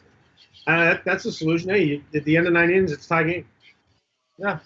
I mean, think about the amount of time and innings that saves on pitchers, everything. Yeah. And it'd be huge. You know, and then playoff games a little bit different. Like a playoff football game can't end in a tie, but a regular season game can. So regular season stuff, I wouldn't have an issue with a baseball game ending in a tie. But people want to see wins and losses. Yeah. Ties suck. I've never watched a game that's tied and been like content with it. True. Yeah, you want to know who ultimately But the game needs to speed up, and baseball's become more obvious that it needs to speed up now. Now you're a diehard Yankees fan; it's part of your life. We're Red Sox fans, and it's part of our lives, and we're not watching it because it's awful because they suck. But you want to try to get somebody like me. We're not watching any baseball. No. Because I'm not going to watch. If I'm not going to watch the Red Sox, I'm sure as hell not going to watch somebody else because it's slow, it's awful. So it's more obvious, I think, than any others. Right now, the sports that are in terms of enjoyment, if you're watching them, the political stuff aside, hockey and basketball are on fire. It's great. It's exciting. It's fast. Hockey's exciting, fast. Baseball is slow. Football's going to be football with no crowd. But basketball and hockey are winning right now, and it's definitely exploiting, in my opinion, baseball of the things that need to, be some things that need to be improved. And I don't know the solution. Basketball and hockey are in playoff mode now. So during a normal life, when baseball season starts in April and you have hockey and basketball playoffs, it's still more exciting to watch hockey and basketball during the beginning of baseball season. So that's where you are right now. You're in playoff mode in those two sports. And when those are over and the baseball season's almost over and then you get into the playoffs, you'll be excited to watch baseball. Now, what you're saying about Boston sucking, that is not really fair. Because if Boston was doing well right now, you'd be watching Boston baseball. I don't. We have a fire going on here. I don't know. I don't know if I would be, to be honest with you, Danny. I don't think I would because the other sports are more enjoyable and they're on at the same time. Okay, that is fair. That's what By the way, a basketball game's over. Like last night, the Celtics game went 3 hours and it was in double overtime. 3 hours. That's like the 6th inning. Yeah. It's a long game and it's a lot to handle and for me, it's just a lot. I got a life to live, Danny. For me, like the way I look at it too is like even if let's being in Boston, let's say the Red Sox had the best record in the league, they were winning games, they were crushing other teams. I still don't even know if I'd watch because for me, like when I watch baseball, as much as I want to watch it when the team's winning, there's an energy there. Especially in as a Yankees fan, Red Sox fan, both of our ballparks are always packed, especially when our team's doing well. This is an area where baseball is important. Our ballparks are packed. This isn't the Tampa Bay Rays where no one goes to the game. It's packed. There's fans there. There's an energy there, especially when our two teams play. Those ballparks are packed to the gills when our teams play each other. And there's an energy there when they're squaring off, they're playing. You have the fans feeding into it. There's an energy there.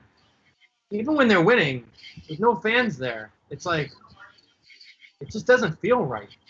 It's a tough game. It's a tough game. It's long.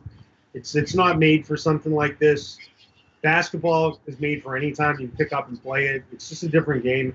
I'm not saying it's a better game by any means. I think baseball is the American pastime, but it's not a great product. Like, I mean, if you weren't a Yankees fan, you wouldn't be watching the Miami Marlins play. Like nobody's watching the Marlins. Yeah. I mean, I accidentally watched an inning of a game. It was like freaking not San Diego. It was like freaking nobody cared. Yeah. The guys calling the game didn't care. Well, it was ridiculous. I don't know, you could tell it was awful. It was just miserable and it was rough. It was just tough. As I said, the ratings of baseball will be getting trashed. They need the playoffs real quick in baseball. So I'm gonna say, as great as this was, this topic rather, we are getting towards the end of the show. You're just the bearer of bad news. Well, someone's gonna skip. I know. Someone's gonna do it. I know. We are at the end of the show. So before we close out, we're gonna go to our closing remarks. I'm gonna throw it over to Danny. Danny, thank you for joining us tonight on the show. I'm gonna throw it to you. If there's anything you'd like to say, about yourself, La Sirena, anything you want to say on the platform, the floor is yours. I appreciate it. I never really self-promote. I promote cigars, and I think that is the key to everything right now. People are smoking more cigars. People are drinking more now. People are doing things because they have to. In New York, the city is closed. My store is in Long Island, New York, and people are not commuting. And a commute to work is like 4 hours, 2 hours there, 2 hours back. And that's from the beginning of Long Island because of traffic and everything else. So I find a lot more people that are not commuting, working from home, working in their backyard, smoking more cigars. And I think it's very good right now for the cigar industry of people smoking cigars. The problem right now, and again, retail and I'm wholesale, I do it all. There is a shortage of cigars, and absolutely, and that's scary. I know that the factories are at half working. Everything's slowed down, and it's really an interesting time right now. Thank God, most people that have cigars in their warehouse are still shipping, and cigars are coming in, but not like they used to. So it's an exciting and scary team right now, for the cigar industry. And all I can say is I find it relaxing, and I find it good for the mind. Like you said, I'll go in my backyard and 6 o'clock before dinner or after dinner, have a cigar by myself, and I relax and I enjoy it. But there's nothing like the camaraderie of being with your people smoking cigars. So experience is key, and you just have to enjoy the time you have and enjoy what you're doing. So basically, thank God, life is great. Yeah. Amen. Amen. Oh, well said. John, I'm going to throw it over to you. I'm going to take a dip after this, by the way. Go ahead. Pool's open. Yeah. Great show, Danny. Thank you for your friendship over the years. Danny was coincidentally the first person I ever met in the cigar business. It was the very first store I ever was in the cigar industry. Yeah. So we've had a great friendship. His family's family to me. So it's been great to have you on here. We haven't had a chance. I think it's the first time. I've been FaceTime quite a bit. But this is the first sit down for a period of time. So this is good to have this. That 4-hour commute's about 5 innings of baseball. So Hacking Gourmet, we had a nice show this last week. On September 24th, we're launching our first event with La Flor Dominicana. It's the La Flor Dominicana Gourmet Smoke Sessions. That will be at Tobacco Leaf in Jessup. All the information's available on hackinggourmet.com and LaFlorDominicana.com and TobaccoLeafJessupMD.com. But Hacking Gourmet's got all the info, and that'll be on September 24th. And that's a series of events that we're going to be doing, that LFD is going to be doing across the country. So it should be a fun time, bringing virtual experiences and in-person experiences to everyone. So that'll be really fun. And I've got a big one booked for October that we'll be announcing in the next few weeks. And so looking forward to that. That's what's going on my front. I've been buried the last few weeks. The cigar shops have gotten partially opened. Yep. It's noticeably gotten busier, and obviously it's challenging the product, but we keep plugging the line. It seems to be going as well as it could be out there. So it's been nice to be out back on the road and back to the estate this week. So Thank you for having me. Thank you for coming back. Absolutely, pleasure. Other than that, we have a winner of our giveaway. He will be notified, and we'll get in touch with him. He'll get his winnings, and then he'll join us on the show. So stay tuned for that. We're really excited about that, having a little bit different of a guest on the show. Yeah, it'll be fun. Hopefully he can come on soon. Yeah, I'm excited for this. I want to. He is down. He's actually been notified. Really? Oh, he has. And he's just going to let us know a date. Nice. We're going to meet face to face with the winner. This is going to be great. This is the first. We've already got 3 winners on here tonight, and next time when we're on with the actual winner, we'll have 3 more winners. Absolutely. Guys, thank you again for watching. Danny, thank you for joining us. Thank you. It's been fun, and we'll see you guys next week. Take care, guys. Have a good one.